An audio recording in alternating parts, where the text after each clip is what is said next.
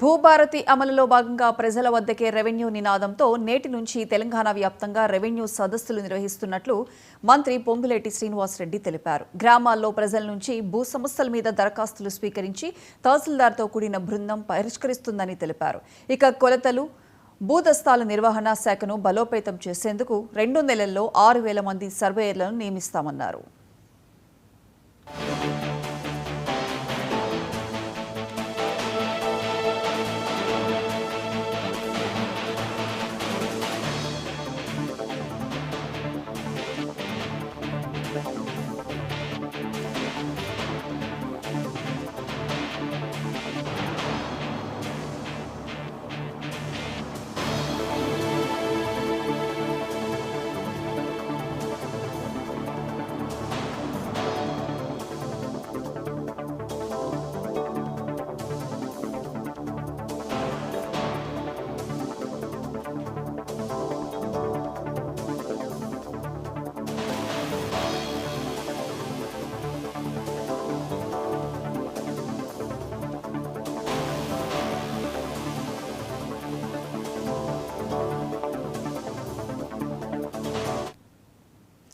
భూభారతి అమలులో భాగంగా ప్రజల వద్దకే రెవెన్యూ నినాదంతో నేటి నుంచి తెలంగాణ వ్యాప్తంగా రెవెన్యూ సదస్సులు నిర్వహిస్తున్నట్లు మంత్రి పొంగులేటి శ్రీనివాసరెడ్డి తెలిపారు. గ్రామాల్లో ప్రజల నుంచి భూ సమస్యల మీద దరఖాస్తులు స్వీకరించి తహసీల్దార్తో కూడిన బృందం పరిష్కరిస్తుందని తెలిపారు. ఇక కొలతలు భూ దస్తావేజుల నిర్వహణ శాఖను బలోపేతం చేసేందుకు 2 నెలల్లో 6,000 మంది సర్వేయర్లు నియమిస్తామన్నారు. ఇక దీనికి సంబంధించి పూర్తి అప్డేట్స్ మా చీఫ్ రిపోర్టర్ శ్రీనివాస్ ఫోన్ లైన్లో అందిస్తారు. శ్రీనివాస్. ప్రియాంక, తెలంగాణలో కాంగ్రెస్ ప్రభుత్వం అధికారంలోకి వచ్చాక గతంలో ఉన్న అయితే ధరణి చట్టం ఉందో ధరణి చట్టం స్థానంలో భూభారతి చట్టాన్ని తీసుకురావడం జరిగింది. ఇందులో భాగంగా ఈ చట్టాన్ని ఏప్రిల్ 14వ తేదీన అమల్లోకి తేవడం జరిగింది. అమల్లోకి వచ్చిన తర్వాత దీనిపైన ప్రజల్లోకి అటు ప్రజలకు అటు రైతులకు అందరికీ అవగాహన కలిగే విధంగా వరుసగా సదస్సులు పెట్టడం జరుగుతూ ఉంది. మొదటి దశలో 17వ తేదీ నుంచి 4 జిల్లాల్లో 4 మండలాల్లో ప్రయోగాత్మకంగా ఒక పైలట్ ప్రాజెక్ట్ గా దీన్ని అమలు చేయడం జరిగింది. రెవెన్యూ సదస్సులను కూడా నిర్వహించడం జరిగింది. ఆ తర్వాత మే 5వ తేదీ నుంచి 28 జిల్లాల్లోని 28 మండలాల్లో రెవెన్యూ సదస్సులు నిర్వహించారు.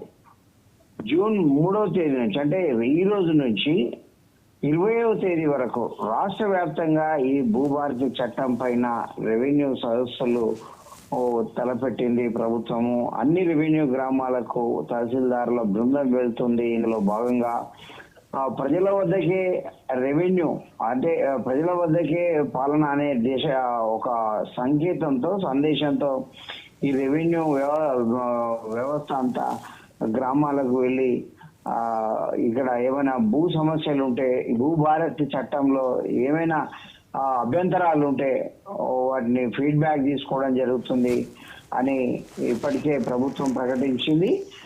ఇందులో భాగంగా ఈ రోజు నుంచి 20వ తేదీ వరకు ఈ సదస్సులు జరగనున్నాయి. 4 మండలాల నుంచి మొదలు పెట్టినటువంటి ఏదైతే రెవెన్యూ ఈ సదస్సులు ఉన్నాయో నిర్వహించిన సదస్సుల్లో 13,000కు పైగా ఇప్పటికే దరఖాస్తులు అందుకున్నారు.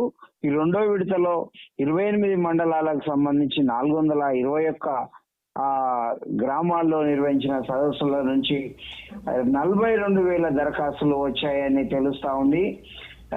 వచ్చిన దరఖాస్తులు ఎప్పటికప్పుడు ఆన్లైన్ లో నమోదు చేసి ఇప్పటి వరకు 60% వరకు కూడా భూ సమస్యలు పరిష్కరించడం జరిగిందని ప్రభుత్వం తెలియజేస్తా ఉంది. అధికంగా సాదా బైనామాలకు సంబంధించే దరఖాస్తులు ఉన్నాయని తెలుస్తోంది. ఈ అంశం కోర్టు పరిధిలో ఉందని దీనికి త్వరలో పరిష్కారం కూడా చూపిస్తామని ఇటీవలే మంత్రి పొంగులేటి శ్రీనివాసరెడ్డి చిట్ చాట్ లో కూడా చెప్పడం జరిగింది.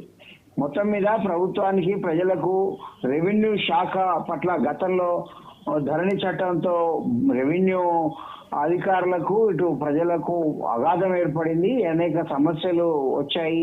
దాంతో ఏకంగా రెవెన్యూ అధికారులపైనే దాడులు జరిగిన సంఘటనలు మనం చూసాం.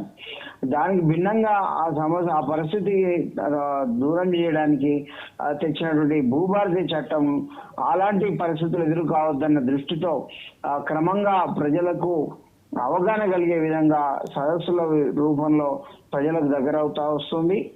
ఈ క్రమంలో ఈ వచ్చిన ఫిర్యాదులను కూడా ఎప్పటికప్పుడు పరిష్కరించే ప్రయత్నం చేస్తుంది అని కూడా మంత్రి చెప్పడం జరిగింది. గ్రామ పరిపాలన అధికారుల పోస్టులు ఉన్నాయి ఖాళీగా, వాటిలో ఆ స్థానంలో 10,954 పోస్టుల భర్తీకి కూడా ఇటీవల జీవో విడుదల చేయడం జరిగింది. 5,000కు పైగా దరఖాస్తులు వచ్చాయి. అందులో మే 25న నిర్వహించిన పరీక్షలో 4,588 నుండి అభ్యర్థులు హాజరయ్యారు. కానీ 3,550 మంది మాత్రమే అందులో అర్హత సాధించారని కూడా మంత్రి చెప్పడం జరిగింది. వారికి త్వరలో అపాయింట్మెంట్ ఆర్డర్స్ కూడా అందజేస్తామని చెప్పారు. అలాగే డాక్యుమెంట్లతో పాటు సర్వే మ్యాప్ జతపరచాలని ఏదైతే భూభారతి చట్టంలో పేర్కొనడం జరిగిందో దాన్ని కూడా త్వరలోనే అమల్లోకి తెస్తామని చెప్పారు. మొదటి దశలో 6,000 మంది సర్వేయర్లను 2 నెలల్లో నియమిస్తామని అంటున్నారు. తరతరాలుగా నక్షలు లేని 413 గ్రామాలు అని చెప్పారు. ఇప్పటికే 5 మండలాల్లో ప్రయోగాత్మకంగా సర్వే నిర్వహిస్తున్నామని కూడా ఈ సందర్భంగా చెప్పడం జరిగింది. Telangana remote sensing application centre ద్వారా సర్వే రికార్డులను డిజిటలైజేషన్ చేసే పని కూడా చేపట్టామని మంత్రి చెప్పడం జరిగింది. దీనికి సంబంధించి 3 మండలాల్లో ప్రయోగాత్మకంగా అమల్లోకి కూడా తెచ్చామని చెప్పారు. మొత్తం మీద చూసుకున్నట్లయితే గతంలో రెవెన్యూ శాఖ విషయంలో ప్రజల్లో ఉన్న అనుమానాలు, ప్రజల్లో ఏర్పడ్డ అభిప్రాయాలకు దూరం చేసి మొత్తం మీద రెవెన్యూ వ్యవస్థను ప్రజలకు ఒక సౌకర్యంగా తయారు చేసే ఒక కసరత్తు అయితే జరుగుతుందని చెప్పుకోవచ్చు. గతంలో రెవెన్యూ అంటేనే ప్రజలు చిదరించుకునే పరిస్థితి ఉండింది.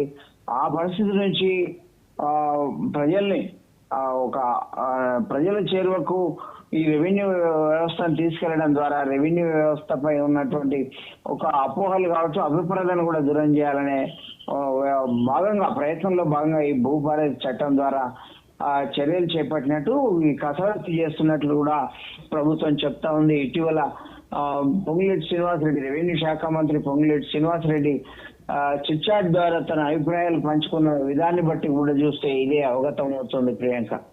Right Srinivas, thank you.